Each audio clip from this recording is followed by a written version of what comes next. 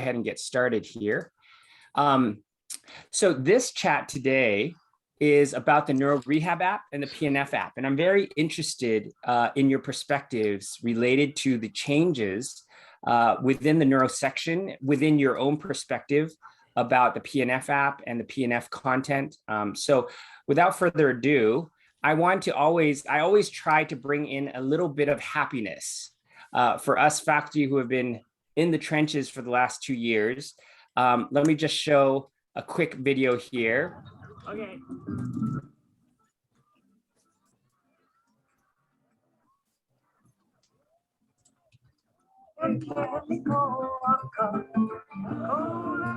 So for whatever little happiness that it brings, this is our first sports day in 2 years without, we didn't have it at all. We had all 3 classes, 220 to 30 students all together,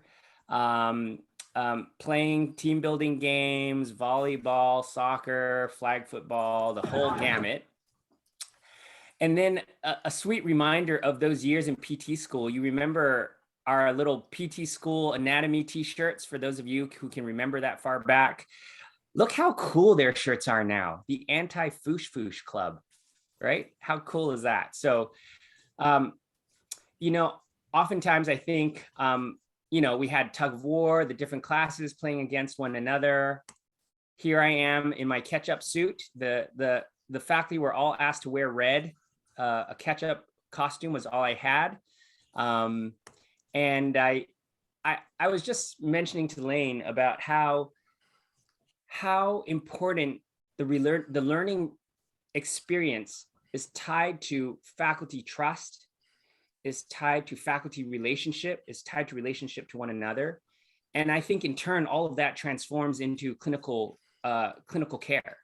And so it's such a pleasure, I think, and all of us can agree that these happy moments throughout the semester, like I always think of training these students, we're training them to be these great clinicians. And yet oftentimes when you look at them in the hallway, they're just overwhelmed, overstudied. And I think there's a very fine balance between pleasure and hardship.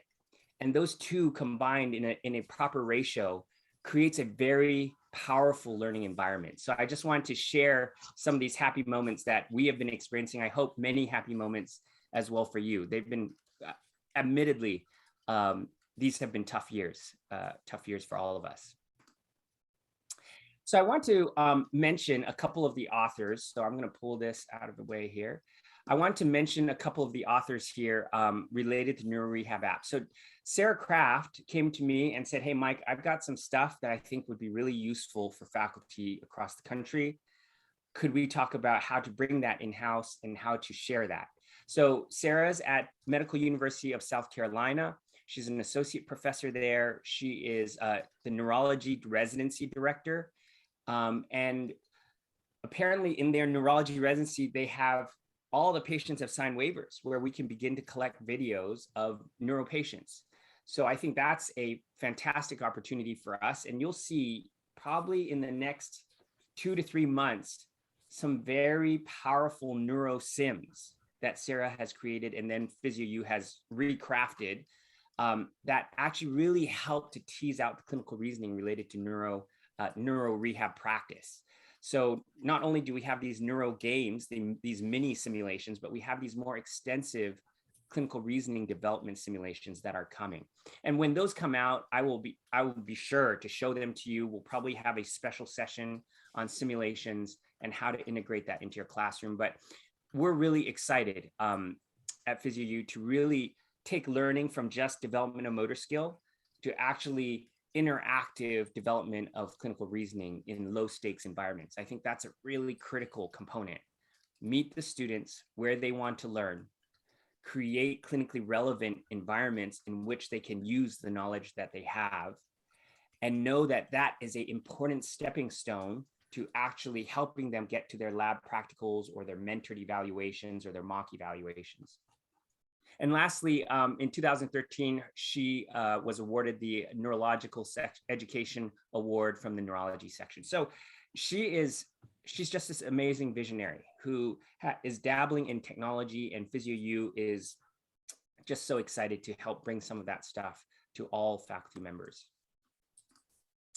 The Pnf App author, this is one of my grads. She went on to do the Pnf program and is now a Pnf instructor at Kaiser Vallejo. And so I think one of the conversations that will be really interesting for us to have today is, from the intervention perspective, how much Pnf, or how many principles or handholds or certain techniques are they still important for you in your classroom? I'll show you the Pnf app and how we use it in our classroom, and also the considerations that we're making in trying to decide how much to teach or how little to teach. So I always start with a couple of key questions we were thinking about when we were building these apps. One was, how do I introduce neuro rehab interventions? Because as you saw last week, we have the Neuro Exam app. The Neuro Exam app covers almost everything you need to teach the examination part of neuro, the neuro class. But now we have a section that is focused largely on the intervention techniques and styles. So how do we help students learn these things in an efficient and long-lasting manner? And secondarily, how can I expose students to the set of motor skills that are traditionally used in neuro rehab? So again, I think the future of teaching and teaching motor skills should be built around the idea of graded exposure. Multiple exposures over time, not one time in lab. It should be before lab, during lab, after lab. They have a uniform set of videos that they can reference to prepare their minds as they come into lab. You'll be surprised at how efficient and how powerful that learning can be for the students. So let me go first. Actually, I'm going to take you directly into the app. Let me go here. I'm going to close this out for a second and go to my browser here. When you log into PhysioU, you'll see that there's a sign in. So for those of you faculty who have not used PhysioU before, please feel free to email us. So all faculty have full faculty access. You can use this anytime you want in your classroom. We built it for faculty to reduce faculty burden. So you actually have access. And for those who don't have it yet, you can come and sign up for free access. Okay, so if you explore these apps, you'll be able to sign up. So for example, here you can see under neuro, there's a number of short, like, guided tours of the apps and how we're using it in the classroom. And then you can get free access here. So let me take you directly into the app. I'm going to sign in here. And what you see is that here under the filter by category, this will help you sort the apps so that you don't have to dig through the plethora of apps that we've been creating. So I'm just going to go to the neuro group. We talked about neuro exam last week. We'll take a look at neuromuscular rehab here. So what you'll see in the Neuromuscular Rehab app is, one, a video library. In the video library, Sarah uses this evaluation component as a precursor to her course.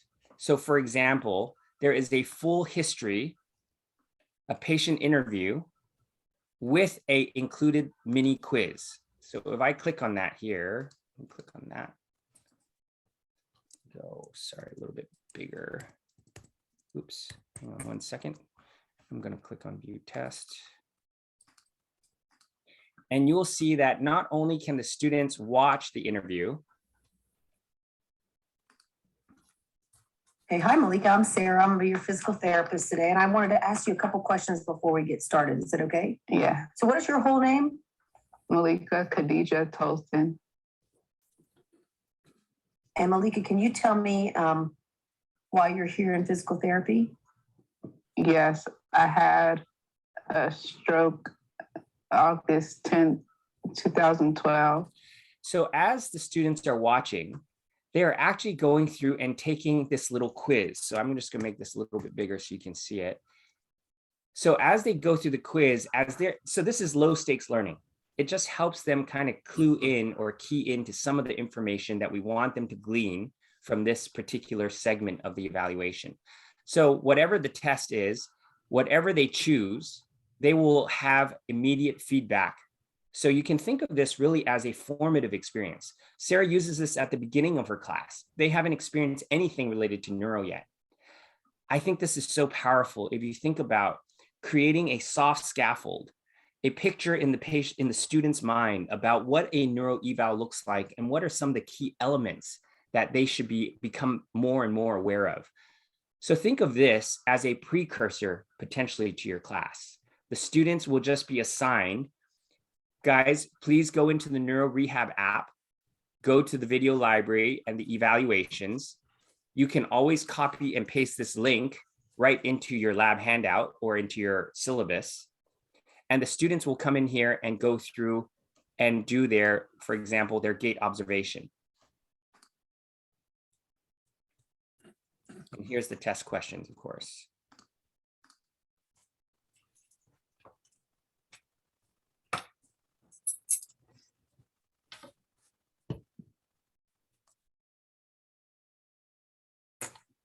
Okay, so the students are going through and asking these very simple questions. And I think that's an important concept, that students can handle being asked questions in a formative way, because all of that begins to create frameworks and formation of scaffolds in their mind. So I think it's powerful the way that Sarah has set these up.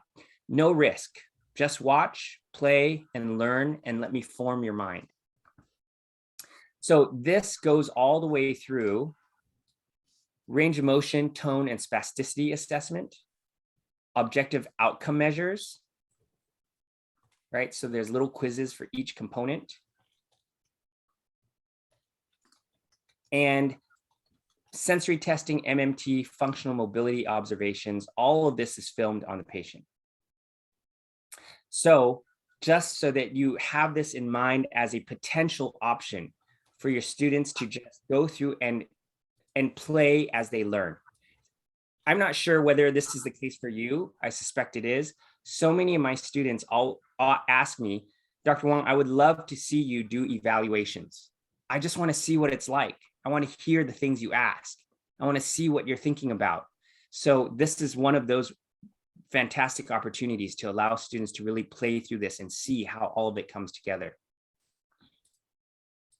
I think also when you think about, I talk often to PTA faculty, I think these opportunities also are so important as the assistant gets a bigger picture as to how the patient got to this day 2 visit. What did the eval look like? What did the therapist go through to basically determine what the intervention strategies were? So again, I think there's plenty of application for both PT and PTA. Okay, I'm going to go on here. Give me 1 second. Okay, I'm going to, oops, sorry about that. I'm just going to unlock everybody for a second here. Okay, when you look at the intervention side, now currently PhysioU is going through and remodeling this entire app. Probably by the end of summer, you'll have an app that feels actually almost exactly like all the other PhysioU apps. But for now, the way this is organized, you can see when you click on bed mobility, you have videos of all the common bed mobility techniques. So let me just give an example here. Assisted bridging method 2. This method is similar to the first facilitated bridging method in that it is used to increase lower extremity strength and may provide a stretch of the plantar flexors and begin weight bearing through the affected foot. Again, the patient begins in supine with the therapist sitting or kneeling beside the patient on the support surface.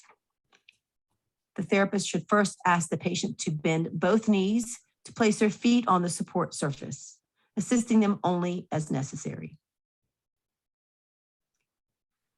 The therapist will place one forearm across the patient's knees with their hand placed at the distal end of the quadricep on the affected side. The therapist's opposite hand will reach below the posterior pelvis to assist with the bridge. The therapist will give an upward and backward direction cue at the distal quadricep, as well as an upper cue at the posterior pelvis as they ask the patient to bridge their hips up. The patient should hold this position for 3 to 5 seconds and return to the start. So you can see that these videos are all available for you to leverage in your classroom to play as you like. I think the way you would use it for now is basically go through the different bed mobility videos and determine which ones you want the students to watch. So you could put that, you could basically put a little list on your lab handout. By summer, you'll be able to put individual links for each of these videos into your lab handouts. For now, what I would say is you could put this link here, copy and paste it into your lab handout, and then list the techniques that you want the students to see. They can go through and pre-watch all of these videos. When they come to class, again, you could spend 10, 15 minutes showing these again, stopping the video along the way to make some comments, and then demonstrating the technique live. So I think there's lots of different ways that you can use it. So a number of different moving sideways in bed, rolling. Let me take you to a few other sections here. You have, for example, standing, gait, step up, and pivot turn.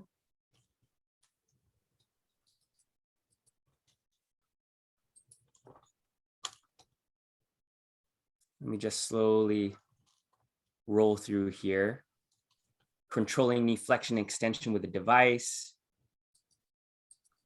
Working with a patient that has fear falling posteriorly or leaning posterior.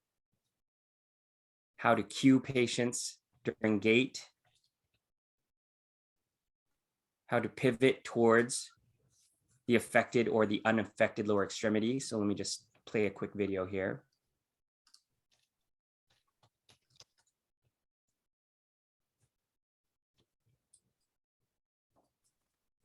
So in this case, we're going to teach the patient how to pivot towards their unaffected limb. Again, that will be the limb back. So I'm going to pretend like the patient has a knee flexion and extension moment. So I'm in the same position that I've been in.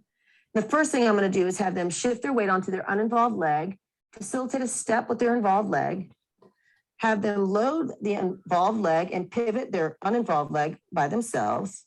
They'll load the uninvolved leg, bring the walker around, and then I'll facilitate a swing through into the walker, guard it so that we can load it again, pivot the uninvolved leg, shift weight back onto the uninvolved leg, move the walker around, cue a step into the walker, load the leg. So I'm guarding the leg as I load it, pivot the back leg, shift over that leg, move the walker around, and they're ready to commence walking forward again. So I think part of what you'll have to do as faculty is make a determination of what videos are in each section and determine which ones you want the students to pre-watch. And then leverage these videos as ways to give students a big view, a great view. For example, our class is a class of 72 to 74. Nobody has a good view usually when they're all crowded around the instructor. So we oftentimes will show the video on the big screen. Everybody watches it as the instructor stops the video and talks about different elements. And then in smaller groups, she'll demonstrate the technique.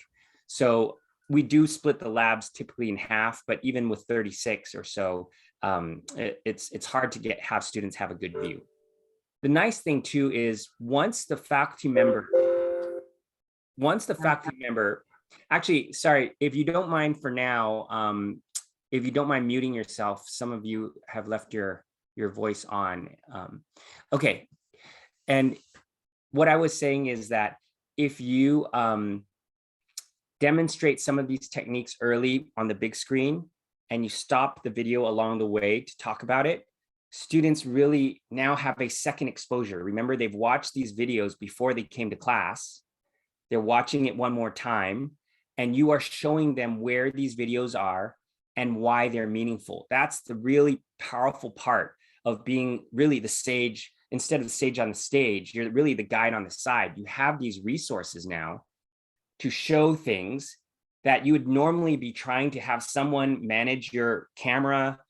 You're trying to get in view. You're trying to talk as you're doing things. Here, you can stop the video at any point and then demonstrate again live as needed. So that's how generally we have been using many of these intervention videos, is really pre-watching, having the students pre-watch it by adding these videos, this video list of things that we want them to watch before class. We just have them do it before coming in.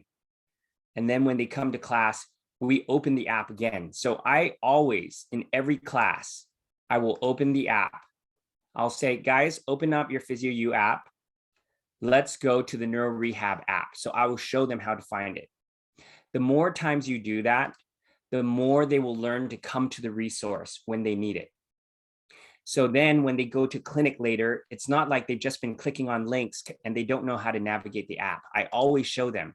So today we are talking about interventions related to spasticity and rigidity. You guys have watched a number of these videos already before you came to class. We're going to talk about some of them. And so we pick and choose a few that we want to talk about. We play them and discuss them, talk about the reasons why we would use them. And then we may choose to demonstrate some of them. Many of them, the students will just be able to take their videos and go practice. Mike, can I interrupt for a second? Yes, Because there's a conversation I'm having on the chat that applies to some of the stuff you just said about having your students see, look at the videos in advance to pre-learn and stuff like that. And I mentioned that in the chat that's probably a very effective way to learn. Just real quick, mechanics thing, we have participants are broken up into panelists and attendees, and I don't think they all have the same kind of question and answer ability. So we got to do something different next time in terms of doing that. But anyhow, the question from Gail was when and maybe you want to. Gail writes, "Oh shoot, can I ask a question?" Okay, no, that's the thing. It's about when they take the quizzes. So quizzes will generate a learner assessment that I can ask students to upload as proof of viewing the videos. yes, So that and part is coming are you right now. Right now, the way it's set up, because it's built off of what MUSC has, you don't have access to that learning report. Soon you will. That's why we're transitioning the whole app, including that evaluation, into the PhysioU format. So for now, what I would say for that particular experience, which is the evaluation component. So let me go back there for a second. So if I go back to the library evaluations, all of this is just, guys, let me show you what this is. I want you to go through it. I want you to go through and do the test, because all the answer, you're going to learn a lot of different things. This is your first experience at seeing what a neuro exam looks like, a neuro eval. So I want you to do it. And then when you're done, the learning is for you. We don't have the option yet to give the learning report. We are transferring this into the PhysioU sim environment, in which then you'll be able to have the students submit a learning report for every section. So go ahead, Mike. I'm sorry. Yep, There's a follow-up question, but I'll let you finish. Nope, I'm finished. That's good. Yeah. So then, Megan asked a great question. Are the videos of actual neuro patients, or are they students portraying patients or clinicians? Some of the videos, and I'll show you more in a second. Some of them are related to, some of them are real neuro patients, but the bulk of the demonstration videos are on students. Okay. And by the way, I'm promoting everybody to panelists. Don't be afraid. It just gives us more flexibility of you being able to chat, and I'm just trying to make it more uniform for all of us. And then the last thing, Mike, real quick, I put on the chat. start some open-ended questions for you folks to chime in terms of how you're using the app, if you're using it, and how it's making you guys more efficient if it is, and such, and how your students are learning from it.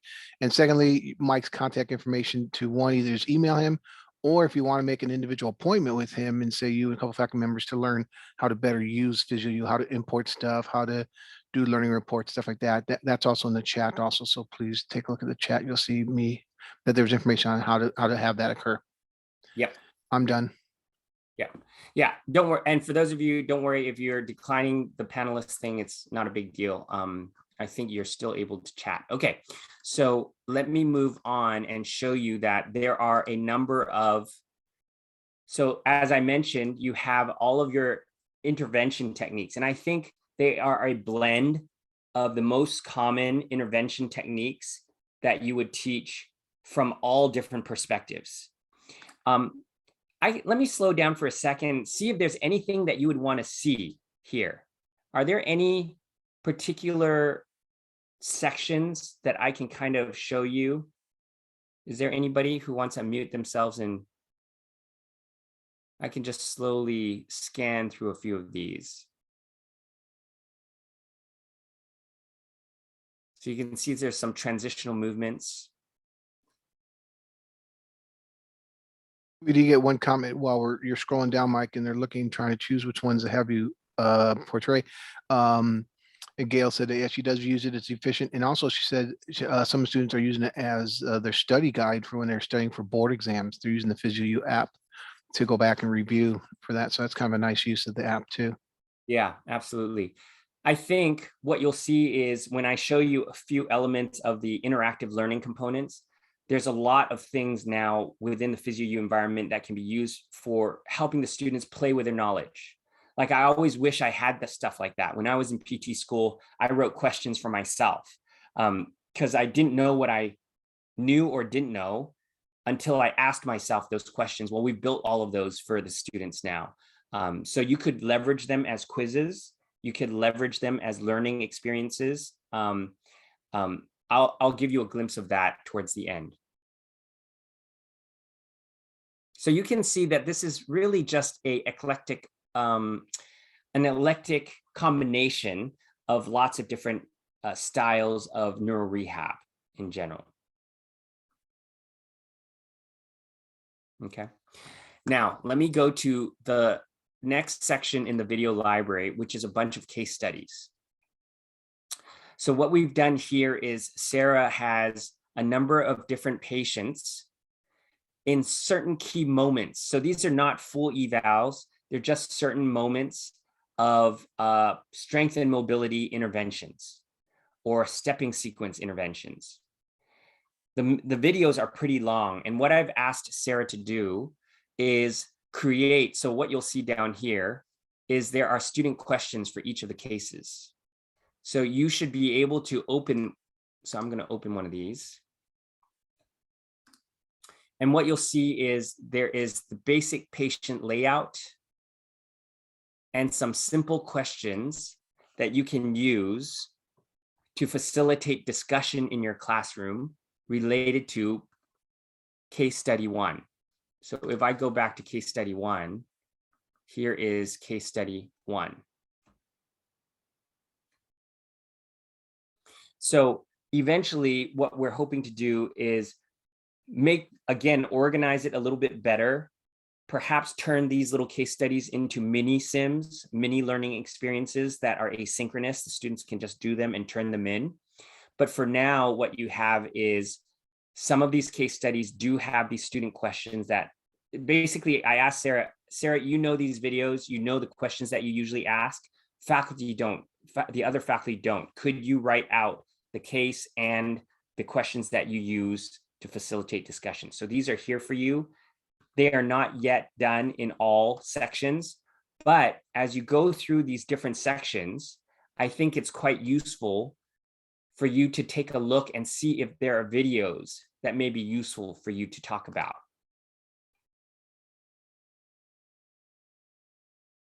Right, so there's sample videos here that you can leverage in your classroom.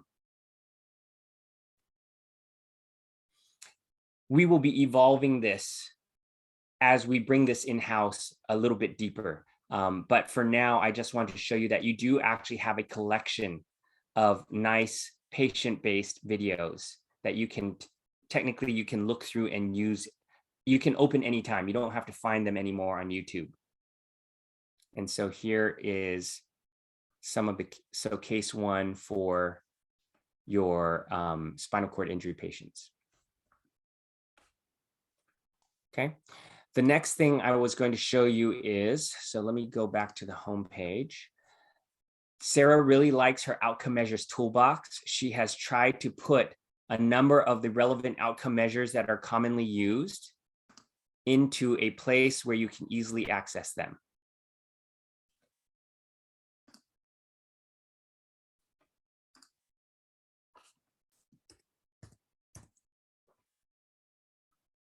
So that also, again, we hope reduces faculty burden to have access to these different scales, things like that. So that's something that you guys can all look through. And then when you go to articles and evidence-based practice, what she's tried to do is create, like, the part that she really mentions to me a lot is she uses the important websites a lot, which a lot of these will take you directly to these commonly used resources that are available on the web. So we want a place where we can direct students to find good resources. So really, it's just a hub for good resources. So let me just take a second and ask if there are any questions about the Neuro Rehab app that Sarah has put together.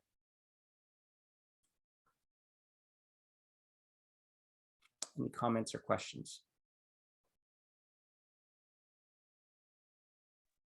I'm going to question the app might stimulate some response. We got one response. Okay. Sneak it, peek at the chat real quick, or I can tell you. So Lane, yes, you've mentioned I use the videos to have them watch some spinal cord injury videos and write a note. You know, Lane, that's perfect. That's one of the things that we're working on right now is how do we create learning experiences, particularly asynchronous is my favor, related to writing SOAP notes. And so what we're doing, actually, I have the team thinking about this right now. We'll take different elements of ortho, acute care, neuro, peds. We'll show different parts of an examination or different parts of an intervention. And then we're going to create an interactive form that invites students to put their documentation. So, so those are on our list of things to build to help with this SOAP note practice idea related to the different, the different specialty areas. Let's see. And Lane, actually, if you don't mind unmuting yourself a little bit, could you just share with the group how you run that part of your, is that synchronous or asynchronous in class? Well, that I had I typically take students out to a hospital setting and we work with patients, and then they're responsible for writing a SOAP note.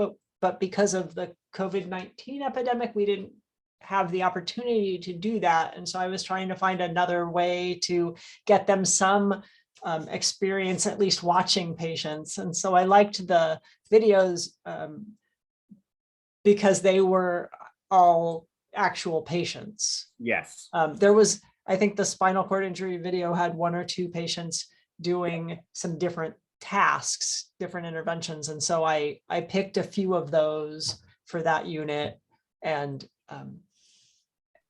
just told them, here are the ones that I need you to watch, and write a SOAP note on. Perfect. And then after they wrote their SOAP notes, then we got together in class and reviewed and picked out some things that maybe people missed, or how would you describe this? We discussed it in class. Fantastic. A little bit. There's a comment in chat, Mike. I'll comment and get your comment on it. Is Gail writes that yeah, I mean, it's like you can lead a horse to water, but you can't make them drink. I mean, how many times do we say read this chapter before class and we're going to go over it, and you know that most students probably don't do it. And so Mike, you can tell them how you do them and give them like not participation points, but just Right. check off points or whatever. The other one then is Allison asked, and it went to the host and panelists only, so not everybody, but so I'll read the question is, anything related in the neuro thing related to writing a letter of medical necessity? That'd be kind of an interesting thing to kind of tackle with the neuro stuff. That So is- maybe, so there's two questions there. James, if you would take a note of that so I can talk with the neuro instructors and figure out. So Allison, do you mind unmuting yourself so that we can just chat about that briefly? Are you talking about an interaction between the therapist and the patient and going through this process of trying to talk over the exam results and then eventually leading to writing a letter of medical necessity? My first thought around it was, I've thought about how to incorporate this into my class, my neuro class, and initially during this hour, my initial thought was perhaps a video of an exam that's, let's say someone comes with a referral for a wheelchair. So a video of the exam with like someone talking over, explaining that, based on these outcome measures and based on these strength measurements, et cetera, these are the justifications. I don't know, I'm just thinking in my mind, but I think somehow having a video rather than the students having a list of impairments already in front of them, if that makes to write a letter of medical necessity, that might be meaningful for learning. It's a fantastic idea. And Allison, if you don't mind, would you reach out to me so that I could pull together a call with you and also one of our team? That's been something on my mind actually related to wheelchair fitting. I think that's a valuable experience that is kind of difficult to mock up, but if we could film it and we could break it up into segments and have interactive questions as students go through it, they could learn a lot about what that experience should feel like and what they're expected to do. So Also, would a sample letter be helpful? Like, here's a case going on, and then here's a sample letter you'd write to insurance companies or to the vendor saying, here's the necessity for this equipment. Is that kind of what you're thinking too? Well, and I have sample letters, and okay. But I think the piece in this content that's missing sometimes is the expertise of completing that evaluation and sometimes knowing what to look for to justify something. Okay. For example, so I'm just thinking, I live in a more rural area, and we do not have a specified seating clinic, for example. So I'm finding in my area that a lot of different therapists do wheelchair evaluations. And not necessarily someone that, specializes in it or anything. And so point being, I think it is something that, a generalist may need to have a little understanding of. Yeah, I see what you mean. It's like, what's the pre-data collection to write the letter? What should you be looking at that justifies, right? Yeah. And make Yeah, sure you looked all, that you check all the boxes. That way when you write your letter, Right. you have the Exactly. basis from which to do it. So, And some companies have letter examples on their website. I want to say maybe New Motion does, or maybe a standing frame, Easy Stand does. But I don't know. It's something I'm finding out in this area that clinicians, it's a challenge. So I think it can just be better taught. Yeah. And then Mike, look in the chat. Phyllis writes something about a LMN format and I think template from your DME. Was that durable metal equipment or assistive technology, something? Phyllis, maybe you can define those acronyms for me. Yeah, I think a lot of the providers that use an ATP or that do wheelchair fittings along with the PT will have a format or a template that they can provide you. I kind of hesitate when we get too specific about things. Sometimes they're not generalizable to the specificity of the patient. So most of them have a format, and for each piece of equipment, it'll have a phrase that you can pop in there that if they need elevating leg rest, boom, it's because this, and this. So rather than having the student create that from scratch, why reinvent the wheel? Got it. So Phyllis, you're saying potentially explore what some of these formats are, these templates are out there that are available, and see if there's some ability for us to either make a video of the process of the examination and then determination of the need, but perhaps build in some type of way for students to document that with some of the templates. If you could embed the template and then have them pick and choose what's appropriate to the patient, that would be a more realistic and worthwhile activity, I think, than having them generate all that from their own heads. Okay, yeah, and more potentially more time efficient for them as well. Absolutely. Yeah, that's a great thought. Let me see. Okay, so Allison, please, if you don't mind reaching out to me, James will have my meeting links available later. They're on the board. They're on the chat right now. Yeah. Okay, let me move on. And guys, these are great ideas and great comments. This is why I love to have these sessions. They're absolutely things that we can build and we will build. For example, we would bring a patient in. We have patient day coming up on the 1st. We have a list of patients that would happily come into the studio, and we could absolutely bring in a wheelchair specialist, mobility specialist, and go through and film the entire evaluation. And potentially, yeah, there's a lot of things we could do with that. I think it's a great idea. I love it. The next part that I want to show you as we finish up here, I'm going to take you back to the PhysioU app, is the idea of, I'm going to go back to Neuro. Here is the Pnf app. The Pnf app, we originally designed in partnership with Kaiser Vallejo. So this content matches what they teach to a T. Now, whether you need to teach all of this in your classroom to a T is really, I think, partly a conversation at the profession level. I think the neurologic section has clearly made some decisions about what more evidence-based things should be in the entry-level curriculum. Let me walk through this first, and then I want to open it up for a second to just get some of your thoughts about, is it still useful for PhysioU to have a Pnf app for you to reach into, for you to show elements of? That's one of the key questions that I have for you, regardless of how much you end up teaching officially in the classroom. So keep that in mind as I walk through this. So here you see that the Pnf Philosophy, they're short little videos. Let me just give you an example.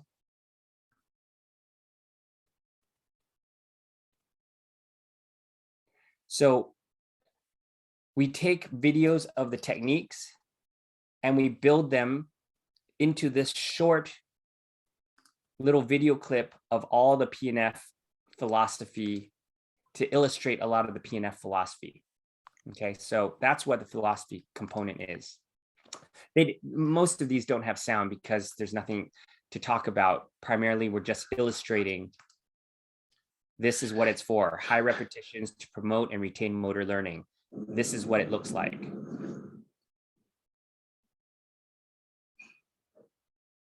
So demonstrating these repetitions.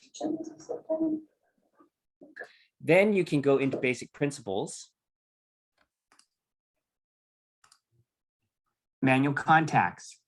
The lumbrical grip is a grip that gives security without discomfort. It stimulates skin receptors and other pressure receptors and facilitates desired motor responses with direction and power. So you have these basic things that I think you can pick and choose what you think is valuable and you think is still relevant that you would like to use in your class.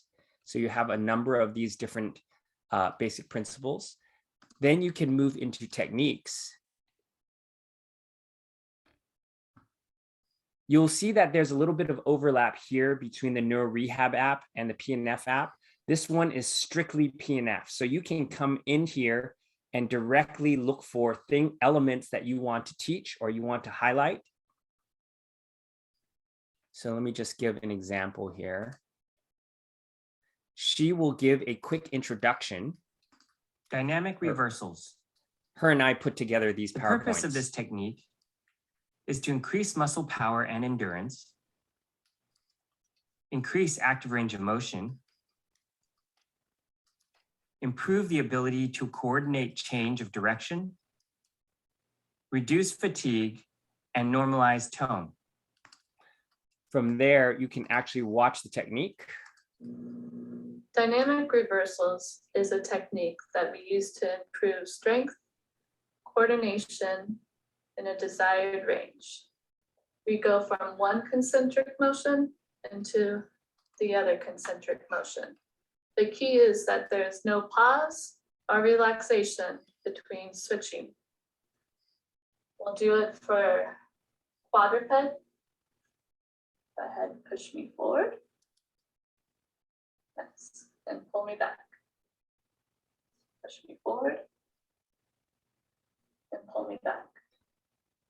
Next. The other thing that we've done here is you have both instruction and highlight. Instruction is the full narrative. She's giving her description and her whatever she's trying to describe about the technique. Highlight essentially takes you to the moment when the video actually Dynamic begins. reversals is a technique that we use to improve strength, coordination in a desired range. I'll have to check that real quick. Let me actually show you here. That should take you directly to a key. Let me show you in the patterns what I mean by that. So here's your upper extremity patterns. Here is the instruction version. Upper extremity, flexion, abduction, external rotation. Your goal is to get the patient to end in that position. The wind up starts from mid-range. You wind up all components into extension, adduction, internal rotation. My manual contacts are further distal on the extensor surface of the wrist with my 4 fingers off to the side and my thumb on the ulnar surface. My proximal hand kind of comes around just on the lateral side of the arm. For the pattern, when you wind everything up, you want to make sure the wrist crosses midline and is approaching the opposite hip, and then the elbow is approaching midline. Verbal cue is wrist up, stay back, hold. The in position, the landmarks, you want the arm just a fist width away from the ear and the thumb to be pointed down. Things to watch out for. When you start, make sure you're not going to tip the scapula by bringing them overly extended or adducted. This disconnects the scapula from the trunk. Also, when you end, make sure you respect the scapular plane of motion and don't go past it. Or a lot of times patients prefer to go too wide. So make sure that it's only around a fist width away from the head. Here is the highlight video. Your goal is to get the patient to end in that position. The wind up starts from mid-range. So you'll see that we've kind of cut out some of the narrative so that you can just cut to the chase of the technique, the actual part of the technique. So you have 2 options here. The other thing I was just going to show you is the reason why we're bringing everything into the PhysioU platform is because for any particular technique, so here we are upper extremity abduction, external rotation, you can take any of these techniques. In this sidebar, as a faculty member, you have the ability to copy page title with link, drop that right into your lab handout. This title is now hyperlinked. So when students click on it, it takes them directly to that page for them to view the video. You can also copy thumbnail image. That means that you can augment your lab handouts with video links as well as pictures that match the PhysioU resource that you're using in your class. So I just want you to know that that feature is available for you. Mike, I wonder real quick. I mean, I'm persevering on, like, giving our students the pre-lab homework and basically not knowing for sure if they're doing it. I wonder if giving them that pre-lab kind of assignment or whatever, that some of those pictures might interest them to they actually go do it, just to stimulate the student, hey, yeah, this is for your benefit to go look at this stuff ahead of time. So when you just said that, I wonder, rather than just only putting it in your lab handout, but in the instructions, say before lab, go look at this video, and if there's a picture, maybe it piques their interest. I don't know. I'm just trying to grasp straws here. No, yeah, I think in our program, because we're using this PhysioU content in almost every class, the students know that faculty members are helping them learn motor skills in a less anxiety-driven, more predictable way. Meaning there is an expectation across multiple classes for students to watch videos before they come to lab. We just think it's the better way to do it. And so as you think around within your curriculum, remember PhysioU is not just one app. It will cover acute care. It will cover ortho. It covers neuro. It covers taping, modalities. You can effectively create an environment where students learn that the way to learn motor skills is through multiple exposures. This is their job, is before every week where you come in for a balance lab, you should be looking at a bunch of balance techniques before you come to class. And you can either add these techniques to your current lab handouts, copy, page, title with link, right? So you could either do it that way, or in some cases, we have created lab handouts that you can utilize. So if you go back here and go to the complementary resources, you will see that here under teaching, where is it? Teaching content, there are lab handouts. We have created lab handouts for PNF. We've created lab handouts for neuro so that you can actually download the Word doc or use the PDF in its entirety. So the Word doc allows you to just edit things however you want. But what we've done is we've added the picture, created the link. So this is a hyperlink that takes you directly to the video. And the instructions for that technique match exactly to the PhysioU resource. So now you have videos, pictures, instructions that you can actually, if you open with Google Docs or you download the Word doc here and augment it to however you like, the work is done for you for neuro. That same thing will be done soon for the Neuro Rehab class. You will have lab handouts that are linked directly to the videos. So I think there's a few different ways that you can utilize this resource. And James, when you talk about this idea of asking students to do things and making sure that they do them, when you look at, for example, the NeuroSims, very soon, right now, we are finishing and vetting the macro sims. The macro sims are the longer, probably 30 to 45 minute simulations that go from beginning to end, evaluation and treatment for neuro patients. So I believe so far we have a spinal cord injury one, a stroke one, maybe a TBI. We have some really, really good ones. Those are real patients, right, Mike? Those are all real patients. I mean, all of these mini simulations are all based on real patients, right? So, and these different patients have a variety of different types of neurologic conditions. And so as faculty members, you will be able to go and look at a course key. The course key allows you to flip through all the slides of each game. You'll see the questions and the answers. There will be some video of the actual procedure. So lots of times the games is helping the students reach into their brain, tease out what they learned and what they memorized related to how to perform the Romberg. And then they will be able to actually watch the Romberg being performed. And then they will have some questions for interpretation. How long was the patient able to maintain balance? Right, here's the sharpened Romberg. What are some potential interventions that might help the patient? So I try to make that a little bit bigger, sorry. So what this tool does for the instructor, because only the instructor has this key, is you can very quickly see what is going to be asked of the student during the app, and you don't have to take the time to go through it in real time. That's right. And at the end of each of these games, there's a little formative review. So we basically summarize some key things that we wanted them to learn. they're so powerful and students love playing with these. When they're done with these games, so let me just give you an example. You will see that there is a learning report. Every student is logged in. So they can download that learning report. You will get who did it, when this report was issued, the dates that they actually did this game. I just tell them, hey, you play as much as you like. All of these learning games that I'm assigning to you will be worth 5 course points total. And so I will take the highest score. I'm happy for you to play as many times as you want. I'm just happy that you are spending time.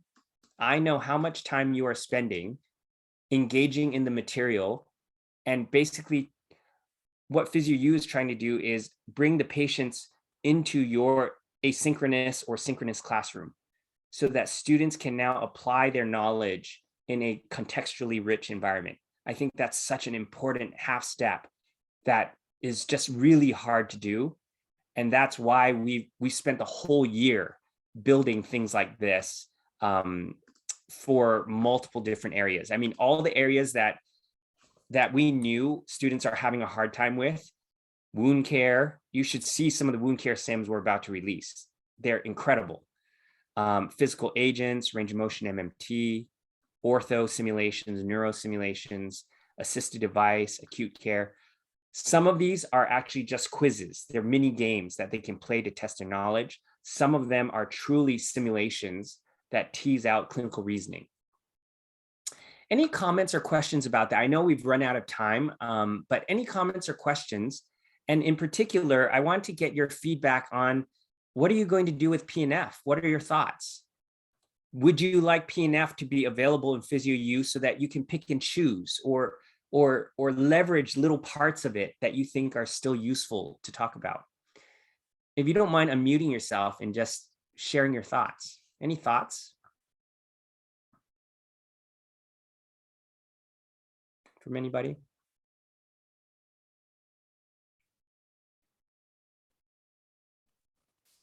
Hi, Gail. Hi.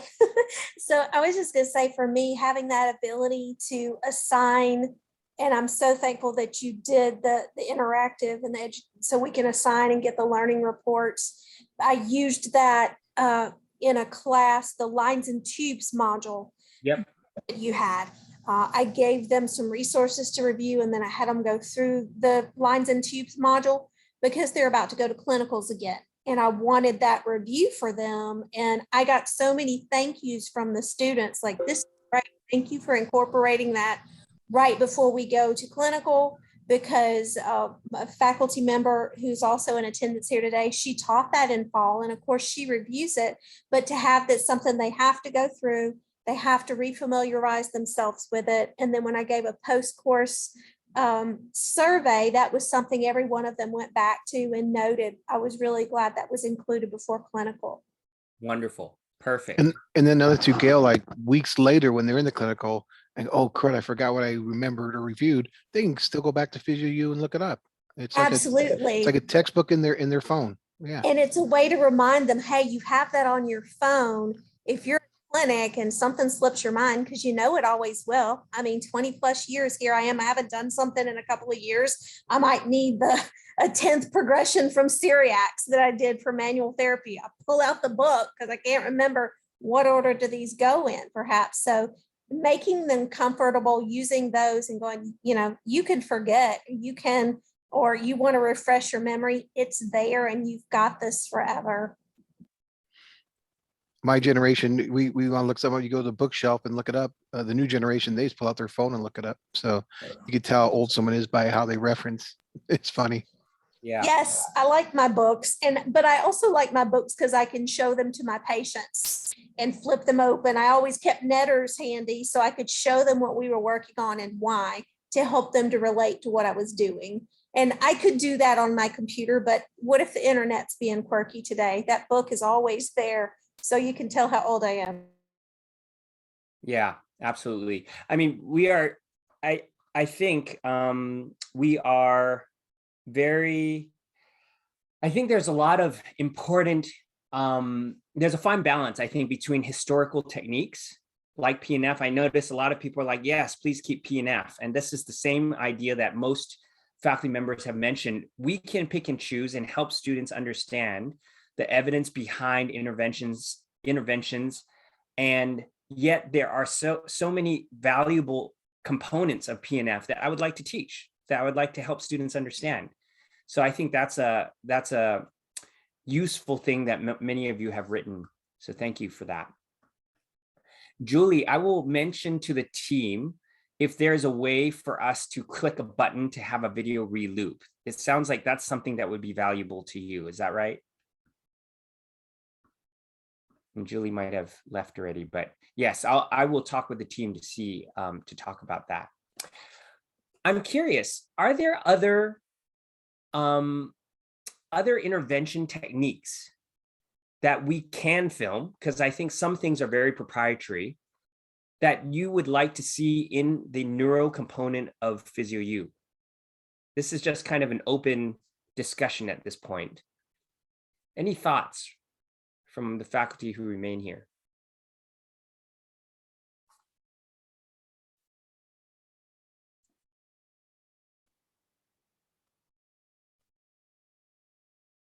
I guess what I would say then is we are working with a number of faculty, a number of leaders in the neuro section who are closely tied to the direction that the profession is going. And we will try our best to continue to add content. And that is what your support and the student subscriptions, that's what it funds, is us being able to continue to develop content to support you as educators. So I really thank all of you for participating today. This video will be sent to you so that you can share it with others. And just so that you know, I am always eager to chat with you, to hear your ideas, to think about new things, kind of what Allison had mentioned. And next week I believe we are doing the orthopedic apps. So I just want to thank all of you for joining us today and hope that you guys have a great weekend. And make sure, if you haven't looked yet, to check out the new movement and task analysis app. It's amazing. You have tons of patient videos that you can utilize in your classroom to talk about